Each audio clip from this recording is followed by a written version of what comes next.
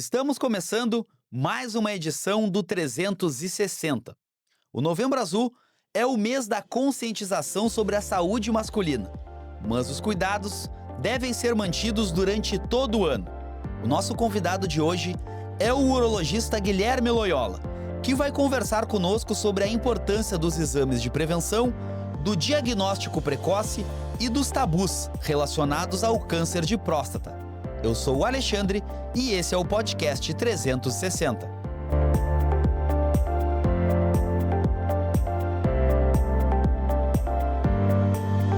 Doutor Guilherme, seja muito bem-vindo ao podcast 360. Olá, Alexandre. Olá a todos os ouvintes e telespectadores do podcast 360. Muito obrigado pelo convite. É uma honra estar aqui e poder contribuir, difundir um pouco de informação a respeito de urologia, de câncer de próstata, do Novembro Azul. Aproveitando que estamos em novembro, qual é a importância deste período, desta campanha do Novembro Azul, que é amplamente difundida, para conscientizar as pessoas sobre esse assunto tão importante que é a questão do câncer de próstata? O Novembro Azul ele é muito importante para a gente, tá? Hoje, existem vários meses que são vinculados a lembranças de algumas patologias, de cuidados com a saúde, mas acredito que os dois que ainda têm mais impacto é o Outubro Rosa, em relação ao câncer de mama, e o Novembro Azul. O Novembro Azul ele começou há mais de 20 anos, começou com um movimento na Austrália, na verdade, e sempre focado no câncer de próstata. Hoje, a maioria dos lugares já migrou e a campanha ela visa mais assim um autocuidado com a saúde do homem em geral. Claro que enfatizando o câncer de próstata, mas tentando lembrar o homem que tem que se cuidar. Quais são os principais desafios, doutor, hoje para conscientizar os homens sobre essa importância da prevenção, do diagnóstico também? O que Uhum. que tem de maior de desafio, de mais desafiador hoje nessa função?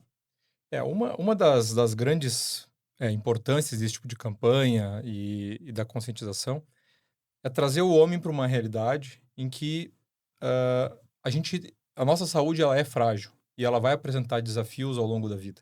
Então, muitos homens eles têm assim uma crença de que são imbatíveis, mesmo que até moralmente perante a família tem que parecer o forte, né?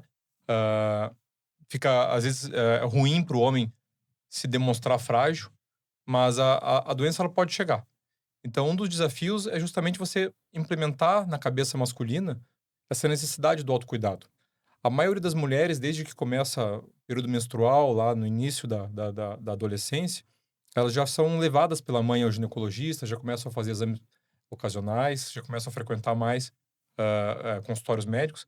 E os homens, em geral, não. A gente vive hoje numa vida muito corrida, acaba não pensando nisso, e muitas vezes, se você se não para se cuidar, vai chegar um momento que você vai ser obrigado a parar, né?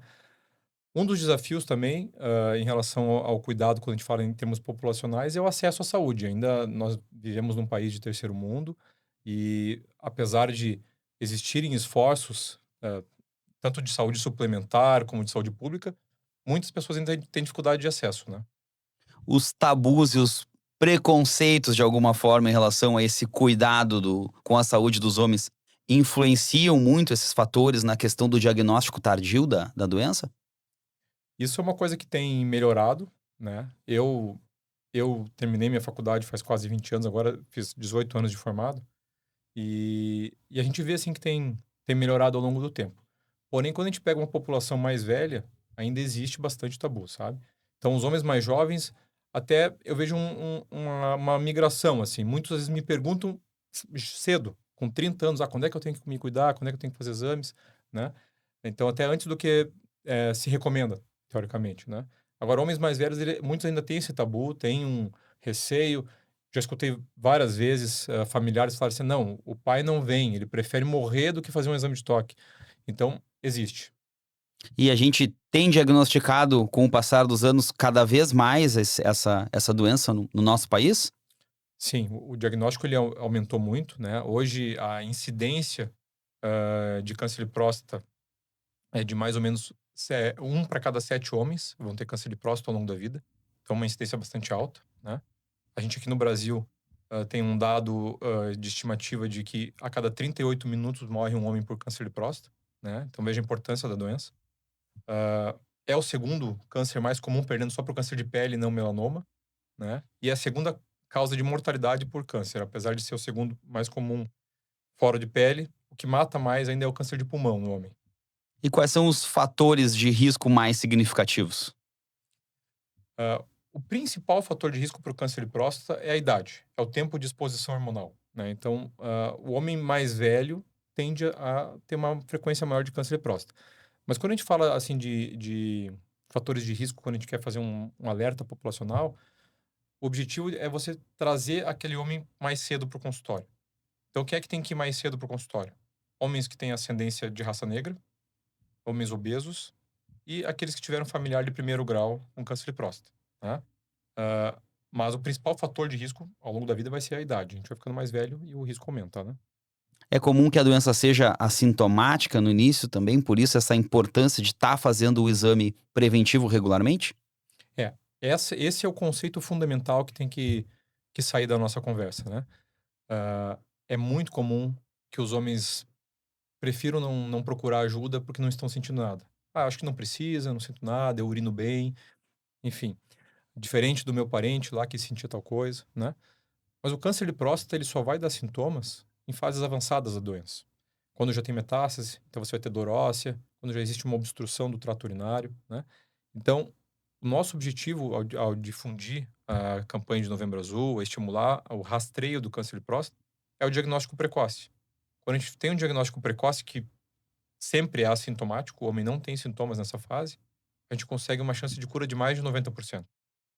Doutor, e tem influência genética também? Essa questão do histórico familiar é relevante para o caso do câncer de próstata? É bastante relevante. Um homem que teve um pai com câncer de próstata tem uma chance 5 vezes maior do que a população de ter um câncer de próstata. Alguém que teve um irmão com câncer de próstata tem 3,3 vezes mais chance de câncer de próstata também. E quais os hábitos da rotina diária que podem contribuir com a prevenção ou para que não se tenha a incidência do câncer?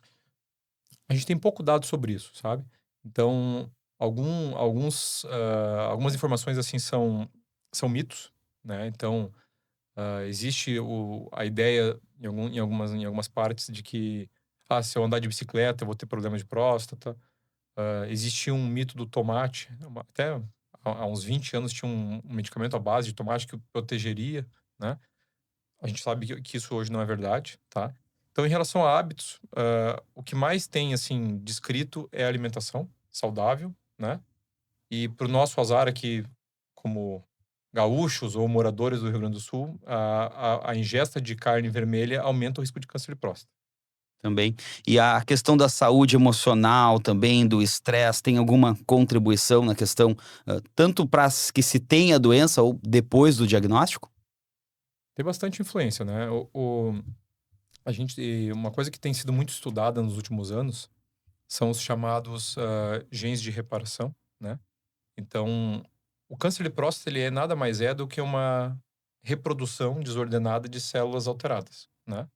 Então, nós temos genes que servem para tentar barrar essas alterações. E situações em que a pessoa tem um histórico mental, de estresse mais importante, isso tende a piorar, né? Então, o estado emocional ele é muito ruim, não só para o câncer de próstata, mas para a saúde em geral. Aumenta também riscos cardiológicos, né? E depois de um diagnóstico, é muito importante que a pessoa consiga focar, tenha um amparo familiar e um amparo médico para saber os passos, saber que aquilo ali, de forma alguma, é o fim da linha, né? Como eu falei anteriormente, na grande maioria dos casos, quando a gente tem um diagnóstico precoce, a gente consegue curar a doença. E mesmo nos casos em que você não consegue curar a doença, você consegue tratar a doença. E isso consegue trazer uma qualidade de vida e uma perspectiva de vida muito longa. Hoje em dia, o câncer de próstata ele é visto mais, nas situações não curáveis, ele é visto mais como uma doença crônica. Então, o homem que tem um câncer de próstata não curável, hoje a gente pensa que ele vai viver talvez mais de 10, 15 anos com os tratamentos disponíveis, né? Doutor, e o exame de toque é sempre o alvo de alguns tabus, de algumas piadas até que acabam afastando os homens da procura pelos médicos. Qual é a importância desse exame hoje? Em quais casos em que ele é realizado? O exame de toque, realmente, ele é um alvo de grandes discussões, assim, né? O que que tem, assim, de importante? Quando a gente pensa em rastreamento, né, então eu não tenho um diagnóstico, eu não tenho uma suspeita ainda, estou fazendo um rastreamento. A gente pensa em 2 exames, o PSA e o exame de toque. E a grande vantagem desse rastreamento é que é um rastreamento bastante barato. Então isso a gente consegue levar ele para a população em geral, né. Diferente, por exemplo, se você pensa num rastreamento de câncer de intestino em que tem que fazer uma colonoscopia, é um exame que tem um alto custo, né. Então o exame de toque é um exame barato, fácil, indolor, o PSA é um exame barato, né. E aí, a partir daí, às vezes você tem que fazer exames mais complexos, né.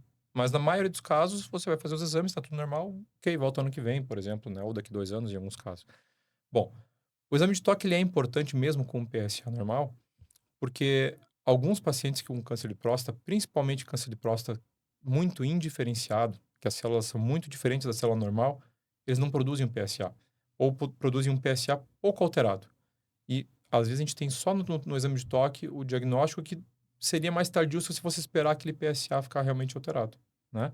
Então o importante é a combinação. Não fazer nem só o exame de toque, nem só o PSA. Pode dizer então que os exames são complementares e os dois são necessários. Exatamente, os dois são necessários.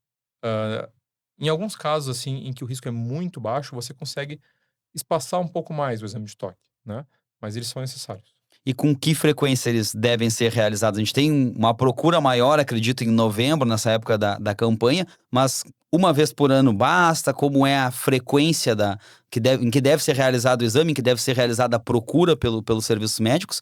E se tem influência, o senhor falou sobre a idade também, se tem influência da idade nessa frequência para a realização do exame? Perfeito.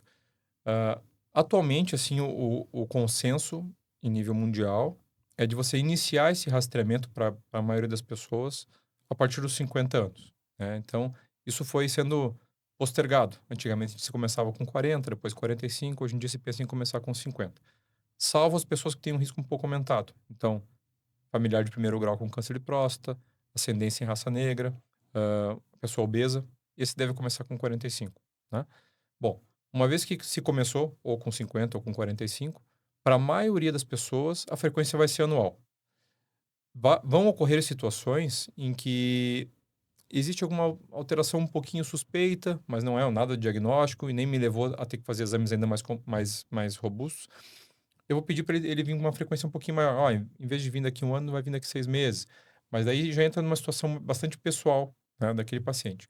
Ou, olha, no exame de toque está perfeito, o teu PSA é extremamente baixo, podemos fazer em 2 anos. Mas se a gente fosse pensar como mensagem, é uma revisão anual. Doutor, e depois do diagnóstico, a pessoa, quais são os tipos de tratamento que existem hoje disponíveis? Essa também é uma boa pergunta. Quando a gente tem um diagnóstico de câncer de próstata, você tem que estadiar a doença, né? Para poder estabelecer se é uma doença que ela está somente na próstata, localizada, se é uma doença que tem já metástases, né, se está em outros órgãos. E aí, a partir daí, você vai definir uma conduta, né?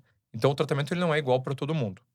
Existem situações, inclusive, em que a gente não precisa tratar, que a gente consegue só acompanhar. O nome disso é vigilância ativa. Então, o câncer de próstata, assim, muito mansinho, você pode ter essa opção, se a pessoa quiser, se a pessoa concordar, se a pessoa tiver cabeça para isso, de você fazer um acompanhamento e talvez você vai acompanhar por anos sem precisar fazer nenhum tratamento. Para a maioria das pessoas, quando a gente faz o diagnóstico, é uma doença que merece ser tratada, que a gente não pode acompanhar só.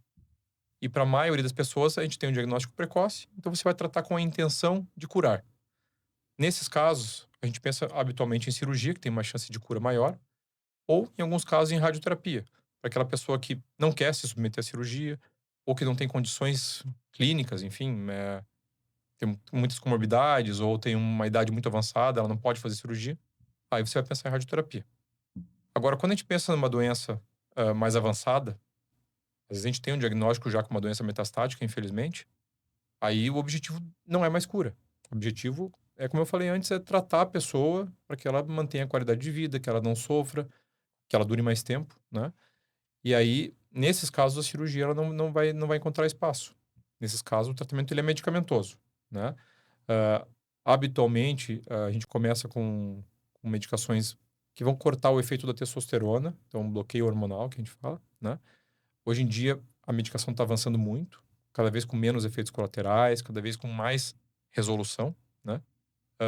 E são medicamentos que eles não têm um para-efeito tão importante quanto aquelas quimioterapias clássicas que a gente conhece, né? Então, melhorou muito a medicação também. Então, tanto os casos iniciais quanto os casos que já são avançados, eles têm bons tratamentos. Doutor, e quais os efeitos colaterais ou as consequências mais comuns hoje para cada tipo de tratamento? É, os principais efeitos colaterais, assim, clássicos e mais temidos, tanto na cirurgia como na radioterapia, é a disfunção erétil e a perda de urina, né, a incontinência urinária, tá? E isso tem melhorado muito, porque a técnica cirúrgica melhorou muito, as opções de cirurgia melhoraram muito, então cada vez menos a gente tem esse tipo de sequela. Atualmente, a gente tem trabalhado bastante com cirurgia robótica. Cirurgia robótica não significa que você tem um risco zero de ter esses problemas, mas o risco ele é muito menor do que na cirurgia clássica, né? Ainda assim, a gente sabe que muitas vezes os pacientes não têm condições de arcar com uma cirurgia robótica, é um procedimento de alto custo. E mesmo na cirurgia aberta, com a evolução da técnica nos últimos anos, você também teve melhora nesse sentido. Então, existe esse receio, tanto do paciente como do médico, ninguém quer que isso aconteça, mas tem melhorado. De que forma a inovação, o avanço tecnológico hoje tem contribuído com o diagnóstico e com os tratamentos também? Aproveitando que tu falou sobre a questão da cirurgia robótica. Tem contribuído muito. Então, quando a gente pensa em diagnóstico, a ressonância ela entrou com um papel muito importante, tanto no estadiamento da doença, na localização das áreas suspeitas e, inclusive, para direcionar a biópsia, né? Então, ah, o clássico sempre foi fazer uma biópsia aleatória da próstata quando se tinha uma suspeita de câncer. E hoje as biópsias elas são bastante direcionadas. A gente tem há pouco mais de um ano aqui em Pelotas, inclusive, antes a gente só tinha em Porto Alegre, isso aqui no estado, a biópsia por fusão de imagens, que ela é bastante mais assertiva, né? Então você faz a biópsia e a chance de você realmente encontrar aquela área suspeita ela é maior. Então isso tem contribuído bastante, é uma inovação tecnológica. E quando a gente pensa em tratamento, certamente a cirurgia robótica ela mudou totalmente o panorama do tratamento. É uma cirurgia muito menos invasiva. Em vez de você ter uma incisão grande, são pequenas incisões de 8 milímetros, né? E por onde vão entrar os braços robóticos que a gente controla de fora. Então, o cirurgião ele fica como se fosse com um joystick. E todos os movimentos que eu realizo nesse joystick, eles são reproduzidos pelo robô. Com vantagens, porque o movimento que o robô consegue fazer de punho dentro do corpo do paciente, com pinças minimamente agressivas, ele é até mais amplo do que o movimento que eu consigo fazer naturalmente com a minha mão. Além disso, o robô consegue filtrar o tremor natural do cirurgião, que todo mundo tem, maior ou menor. Então, torna mais preciso. Principalmente para o receio que a gente tem em relação à disfunção erétil. Que com o robô eu consigo liberar os feixes vasculonervosos de forma mais segura, preservando assim a função erétil do paciente. Doutor, e aproveitando essa tua experiência com cirurgia robótica, como que é esse conhecimento sobre uma nova área, né? Como que é o treinamento para começar a exercitar esse tipo de prática na tua carreira? Como que foi essa experiência? E qual o conhecimento e a especialização que demanda também poder acompanhar essas inovações na área da medicina? É, são anos de aprendizado. E eu acho que a gente nunca vai parar de aprender, né? Mas, assim, para você ser um urologista, você primeiro faz uma faculdade de medicina de 6 anos, depois faz residência médica em cirurgia geral. Na minha época eram 2 anos, hoje são 3. E depois faz mais uma residência médica em urologia, então são mais 3 anos. Então, para mim foram 11 anos para virar um urologista, né? Depois disso, para você conseguir trabalhar com cirurgia robótica, você tem que ter um treinamento específico, né? Hoje a gente tem aqui no estado, aqui no Rio Grande do Sul, a gente tem tanto o Hospital de Clínicas de Porto Alegre como na Santa Casa de Porto Alegre, a gente tem esse treinamento. Eu fiz o meu treinamento em São Paulo, num hospital que se chama 9 de Julho, que é o hospital que mais faz cirurgia robótica na América Latina, né? Esse centro de referência do Hospital 9 de Julho, ele é coordenado por um colega que é o Dr. Rafael Coelho, que é um jovem, porém grande cirurgião, né? Que está há mais de 20 anos no ramo. Ele aprendeu com o Patel, que é o cara que mais faz no mundo. E o Rafael Coelho, que é o chefe do 9 de Julho em São Paulo, ele já é hoje o segundo cirurgião em volume de cirurgias no mundo, né? Então, é um cara com uma experiência muito grande. Então, a gente acabou optando por fazer lá a minha formação. Foram múltiplas idas a São Paulo, passava lá alguns dias, voltava, né? E, e hoje a gente está muito contente que aqui em Pelotas a gente tem essa tecnologia disponível, né? Até pouco tempo atrás a gente tinha que ir operar em Porto Alegre. Alguns casos eu ainda levo a Porto Alegre, tanto por questões de alguns convênios, alguns pacientes preferem. Então, ainda existem situações que a gente opera em Porto Alegre, mas a gente já tem o robô disponível aqui em Pelotas há mais de um ano, o robô da Vinci. Temos no Hospital Pilcher e agora, no dia 12 de dezembro, vai começar também o serviço na Beneficência Portuguesa. Então, a gente vai ter 2 robôs da Vinci em Pelotas e isso, assim, para a cidade, para nossa região, é um ganho fantástico. Doutor, e há quantos anos, assim, a gente tem mais ou menos essa influência do uso de robôs, essa possibilidade, na verdade, do uso de robôs na área da medicina? O robô, ele começou bem no final da década de 90, 98, se eu não me engano, 99, a primeira geração. Hoje já a Intuitive, que é a maior empresa do mundo de robótica, que produz o robô da Vinci, que é os que a gente tem aqui na cidade, ele está na quinta geração de robô, né? No Brasil começou no Hospital 9 de Julho, esse em São Paulo, começou em 2013, então é uma evolução que não é de tanto tempo É assim, algo relativamente novo. é algo relativamente novo. Em Porto Alegre começou no Hospital Moinhos de Vento. Se não me engano, foi 2018, tá? Posso estar enganado, mas acho que foi 2018. E aqui em Pelotas, então, chegou no ano passado, né? Ah, eu já tive pacientes que levei a São Paulo, na época que eu ainda não fazia, levava a São Paulo, depois a Porto Alegre, onde a gente já começou a operar em Porto Alegre também. E agora a maioria dos pacientes tem operado aqui na cidade. Isso facilita muito, né? Porque às vezes você pensa que não é uma viagem tão longa, mas para o retorno, para o pós-operatório e para os familiares que querem acompanhar aquele paciente, é muito melhor você estar em casa, né? Sim. E a questão do acesso do ponto de vista financeiro vem se tornando, diz que é uma cirurgia um pouco mais, com um pouco de custo maior, né? Mas vem se tornando mais acessível ao longo dos anos? Não, infelizmente não. Não pelo seguinte, o custo da cirurgia robótica ele é bastante atrelado ao câmbio, né? Então todo o material importado é em dólar, né? E nosso câmbio, infelizmente, está bastante desfavorável. Então ela não melhorou nesse sentido. É uma cirurgia que continua bastante cara, né? Os pacientes que têm plano de saúde, eles conseguem ter um benefício de utilizar o plano de saúde por uma parte do valor, né? E acaba se pagando uma diferença. Mas para a grande maioria das pessoas é uma cirurgia que tem um custo bastante elevado. Doutor, a gente falou sobre o exame de toque, sobre o PSA, o senhor comentou também sobre a questão da biópsia, que às vezes as pessoas têm receio de ter que fazer, porque é um procedimento um pouco mais invasivo. Em que casos a biópsia é necessária nesse processo de diagnóstico? Sim. Essa é uma pergunta interessante. O receio ele é bem comum, né? Principalmente para aquele paciente que já fez biópsia anteriormente, né? Então, a biópsia ela é um exame um pouco chato, realmente. Mas hoje a gente consegue ter também uma vantagem que é fazer com sedação anestésica, tá? Então, antes todas as biópsias eram feitas com o paciente acordado e muitos pacientes toleravam assim bem tranquilo. E outros pacientes eles realmente tinham um desconforto assim mais acentuado e ficavam com uma marca negativa na memória, né? Principalmente para esses pacientes, eu tenho indicado geralmente fazer com sedação, com anestesista junto, e aí fica um procedimento totalmente indolor, né? É como se fosse uma endoscopia, assim, você dorme quando acorda tá pronto, né? Não sente nada de maneira geral. Não sente nada. E quando é necessário, sempre que existe realmente uma suspeita. Então você faz o exame de toque, faz o PSA. Em alguns casos existe dúvida, você vai fazer um exame de ressonância.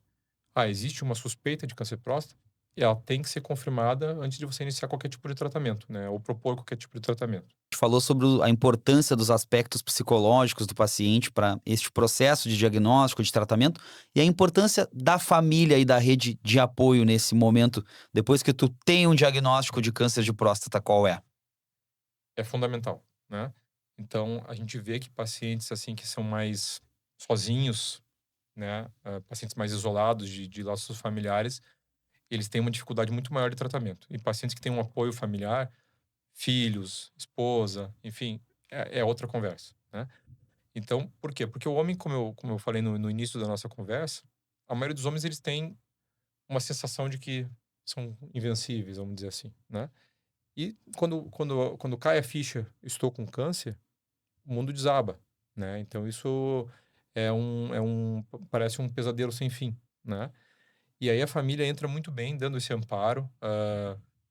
além de, claro, você tem que ter um médico que tem uma empatia, que consegue tentar transmitir para ele, olha, realmente não é uma notícia agradável, mas a gente tá junto e vamos dar andamento nessa situação e vamos tentar resolver, né? Ah, e o apoio familiar, ele muda tudo, assim, né? Então, eu geralmente acabo conversando com a esposa do paciente depois do diagnóstico e digo, olha, você é a pessoa mais importante junto com o médico nesse tratamento. Então, nós temos que estar junto. E as coisas aí vão bem. Doutor, buscando superar os tabus, as piadas, também direcionando aqui a nossa fala para os homens que estão nos acompanhando, o senhor disse que buscar ajuda médica, fazer os exames é essencial, né? São fatores essenciais para que se possa ter um diagnóstico precoce. E quando a pessoa tem um diagnóstico precoce, isso contribui para que se tenha êxito no tratamento e que se encontre a cura para o câncer de próstata? Perfeito. Eh, com um diagnóstico precoce, quando a doença está somente na próstata, a chance supera 90%, né? Claro, existem variações, o câncer de próstata ele não é igual para todo mundo, né? Então, existem doenças que são menos agressivas e que a gente, muitas vezes, só de ver os exames, você já sabe que o desfecho ele vai ser muito bom. E existe pacientes que têm uma doença bem mais agressiva e que, às vezes, nos exames iniciais, você tem uma doença que ela está localizada, que ela está somente na próstata, mas que a gente sabe, pela agressividade da doença, que ela tem uma chance maior de um dia voltar, mesmo tratado, um dia voltar. Então, o câncer de próstata, uma vez tratado, seja pela cirurgia, seja pela radioterapia, por exemplo, ele tem que ser acompanhado, igual qualquer câncer, né? Então, você não vai lá e faz uma cirurgia, ganha um tapinha nas costas, então tá, acabou o assunto. Você vai fazer um acompanhamento depois, porque pode um dia aquela doença voltar, né? Mas, se a gente faz um diagnóstico precoce, a chance disso acontecer é mínima. Doutor, aproveitando a questão do acompanhamento, foi no consultório, fez os exames anualmente, diagnosticou, descobriu um câncer, mas conseguiu fazer o tratamento certinho, teve êxito, curou a doença. Como que é o processo depois de acompanhamento e de monitoramento no pós-tratamento ali, quando se tem a cura da doença? Quanto tempo depois tem que ficar acompanhando? Como é que funciona esse período pós-cura? Perfeito. Ah, ele não é igual para todo mundo, porque depende um pouco do estadiamento, da agressividade da doença. Mas, assim, pensando de modo geral, você vai fazer exames de laboratório inicialmente, exame de PSA. O PSA, que lá na época do diagnóstico ele foi importante, no acompanhamento ele é ainda mais importante. Ele é um exame excelente para acompanhamento de tratamento, né? Então o PSA ele tem que zerar, a gente chama de PSA zerado, mas ele não é zero, ele é assim, zero bem pouquinho, 0,0 bem pouquinho, né? Então o PSA tem que zerar e ele tem que ficar daquela forma sempre. E você vai fazer esse acompanhamento inicialmente, depois de um tratamento, depois de uma cirurgia, por exemplo, 3 a 4 vezes por ano, né? O PSA segue zerado, tá tudo bem. Normalmente você não precisa fazer nenhum exame extra, né? E isso vai sendo espaçado ao longo do tempo. Então, se você tem uma doença de risco intermediário, vamos colocar assim, começamos com 4 vezes por ano, depois vai passar a fazer 3 vezes por ano, depois 2 vezes por ano, anual, e depois você vai fazer anual até 10 anos. A partir dali não precisa mais. Doutor, teve a doença, conseguiu se curar, fez o tratamento adequado, é necessário continuar na mesma, vamos chamar de vigília, né? É necessário continuar acompanhando, buscando exames depois. Há a possibilidade de o câncer retornar no sentido de ter novamente depois? Sim, essa vigília que a gente vai espaçando ao longo do tempo, né? Essa possibilidade existe. E na maioria das vezes, quando a gente tem a patologia, o resultado da cirurgia, você já consegue ter uma previsão, né? Olha, num caso como o teu, a doença estava somente dentro da próstata, o Gleason, que é a classificação que o patologista vai me dar, é uma doença menos agressiva, a chance é muito baixa. Então a gente vai fazer um monitoramento um pouquinho mais tranquilo. No caso, nesse outro caso aqui, eu tenho uma doença mais agressiva, a doença já estava extrapolando os limites da próstata, eu vou fazer um acompanhamento um pouquinho mais rigoroso, né? Então ele não é assim uma receita de bolo, né? Existem diretrizes para isso, então a gente consegue encaixar a pessoa dentro de um grupo de risco e a partir dali você vai fazer esse segmento.